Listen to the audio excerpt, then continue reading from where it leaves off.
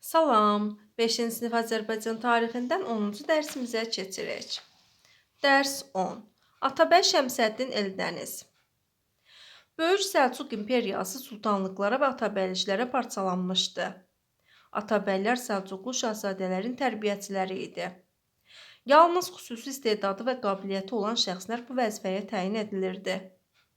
Hər bir atabəy öz şahzadəsinə sədaqətlə xidmət edir, onun haqlarını qoruyurdu. Bu dövrdə Azərbaycanda atabəylər, yəni Eldənizlər dövləti yaranmışdı. Onun qurucusu Şəmsəddin Eldəniz idi. O, Səlcuq şahzadəsi Arslan Şahın atabəyi olmuşdu. Bilirsinizmi? Rəvayətə görə Eldəniz uşaq yaşlarında olarkən Dərbəndəki qul bazarından satın alınmışdı. Bazarda belə bir qayda var idi. 39 qul alana daha bir qul hədiyyə verilirdi. 39 qul alan tacirə də 40-cı qul hədiyyə edildi. Bu qul arıq və çəlimsiz bir uşaq idi. Tacir bu hədiyyəni könülsüz qəbul edir. Yay fəsli olduğundan qulları aparan karvan yalnız gecələr hərəkət edir, gündüzlər dincəlirdi. 40-cı qul yol boyu yuxuladığından arabadan 3 dəfə yerə düşmüşdü. 2 dəfə onu tapıb arabaya qoydular. 3-cü dəfə tacir onu götürməmək göstərişi verir. O, pulsuz başa gələn arıq və sısqa bir qulun nazı ilə oynamaq fikrində deyildi. Səhər açılanda uşaq yuxudan ayılır. Karvan artıq yox idi. Arabaların izini tutan uşaq günün qızmarında səhərdən axşamadək yol gedərək karvana çatır. Uşağın bu fərasəti taciri heyrətləndirir. Tacir onu İraqdakı Səlcuq sarayına verir. Bu uşaq gələcəkdə böyük bir dövlətə hökm edəcək Şəmsəddin Eldəniz idi. Qıpçaq əsilli Eldəniz İslam dinini qəbul etmişdi. İslamı qəbul edən şəxslər digərləri ilə bərabər hüquqlara malik olurdular. Sultanın göstərişi ilə Səlcuq sarayında onun təlim-tərbiyəsi üçün xüsusi müəllim ayrılmışdı. Eldənizə elmi biliklər və hərb sənətinin incəlikləri öyrədilirdi. Tezliklə o, at çapmaqda, qılınc oynatmaqda və ox atmaqda mahir olan bir döyüşçüyə çevrildi. Artıq o çəlimsiz və sısqa quldan əsər əlamət qalmamışdı. Bunu bilmək maraqlıdır. Bir gün Arslan Şahın əhvali ruhiyyəsi yaxşı idi. O, xəzinəsində nə varsa kimə gəldi bağışladı. Eldəniz bunu eşidən kimi sultanın bağışladıqlarının hamısını geri aldı. Sonra üzünü sultana tutub dedi: Pulu ehtiyacın xaricində işlərə xərcləsən, lazımsız yerə pul toplamaq məcburiyyətində qalarsan. O zaman xalqa zülm etmiş olarsan. Şəmsəddin Eldəniz bununla sultana demək istəmişdi ki, dövlət xəzinəsini boş yerə dağıtmaq və onun xərclərini xalqın üzərinə qoymaq olmaz. Tezliklə Eldəniz bacarığı və sədaqəti ilə sultanın rəğbətini qazanır. Sultan onu oğlu şahzadə Arslan Şahın atabəyi təyin edir. Sultanın ölümündən sonra onun hakimiyyətə gələn qardaşı Arranın Azərbaycan bir hissəsinin idarəsini Eldənizə tapşırdı. Naxçıvan şəhərini özünə mərkəz seçən Eldəniz 1136-cı ildə yeni dövlətin əsasını qoydu. Bir qədər sonra atabəyi olduğu şahzadəni sultanlıq taxtına çıxaran atabəy Eldəniz bütün hakimiyyəti öz əlinə keçirdi. O artıq böyük atabəy idi. Onun hakimiyyəti dövründə yadelli basqınlarının qarşısı alındı. Şirvanşahlar asılılığa salındı, Dərbənd tutuldu. Beləliklə, bütün Azərbaycan torpaqları vahid dövlətin tərkibində birləşdirildi.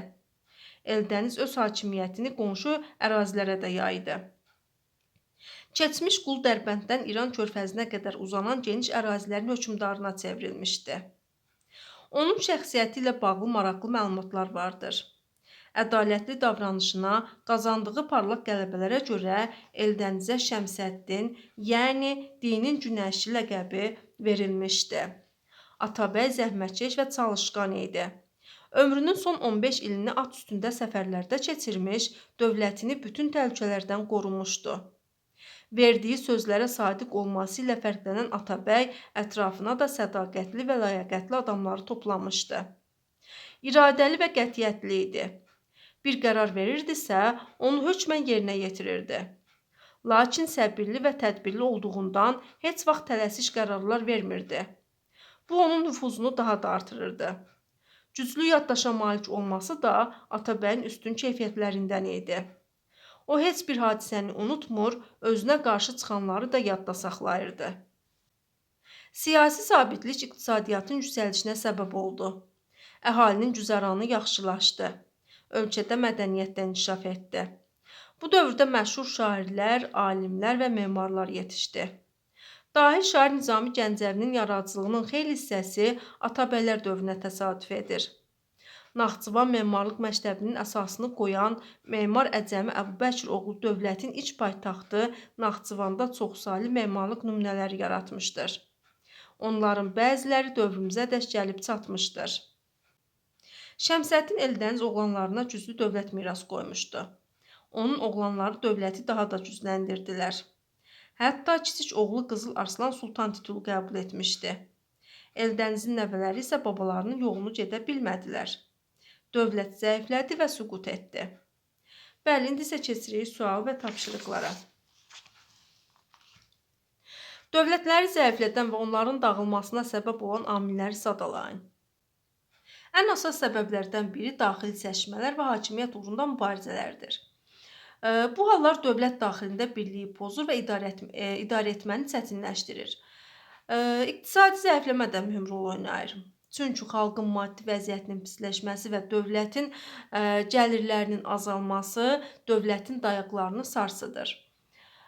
Xarici hücumlar və müharibələr dövlətin müdafiə gücünü azaldır. Bundan başqa təbii fəlakətlər, epidemiyalar da dövlətin zəifləməsinə və nəticədə dağılmasına səbəb ola bilir. Eldənizin hansı xüsusiyyəti onun karvana çatmasına kömək etdi? Eldənizin ağıllı olması, dözümlü və çevişliyi onun karvana çatmasına kömək etdi. Yusif Sacıoğlu ilə Atabəy Eldənizi fəaliyyətləri baxımından müqayisə edin. Yusif Sacıoğlu Sacıoğlular dövlətinin hökmdarı idi. Onun əsas məqsədi xilafətə qarşı mübarizə apararaq Azərbaycanın müstəqilliyini qorumaq və ölkəni vahid dövlət halında birləşdirmək olmuşdur. Atabəy Eldəniz Atabəylər dövlətinin əsasını qoymuşdu. O, Azərbaycanın ərazisində güclü və mərkəzləşdirilmiş dövlət yaratmışdı. Atabəy Eldəniz ölkədə sabitlik yaratmış, elm və mədəniyyətin inkişafına da diqqət yetirmişdi. Beləliklə, hər iki şəxs Azərbaycanın siyasi güclənməsində mühüm rol oynamışdı. Yusif Sacıoğlu, Atabəy Eldənizin xüsusiyyətləri. Yusif Sacıoğlu igid və cəsur idi, vətənpərvər idi, ədalətli və mərhəmətli hökmdar idi, dini dəyərlərə sadiq idi, dövlətin birliyini qorumağa çalışırdı, qətiyyətli və idarəçi idi, sərkərdəlik məharəti var idi. Atabəy Eldəniz ağıllı və uzaqgörən idi, sadiq və etibarlı idi, cəsur və igid idi, ədalətli və mərhəmətli idi, siyasi və diplomatik bacarığa malik idi, iradəli və qətiyyətli idi, səbirli və tədbirli idi, güclü yaddaşa malik idi. Mədəniyyətin inkişafına hansı amillər təsir göstərir? Mədəniyyətin inkişafına bir neçə amil təsir göstərir.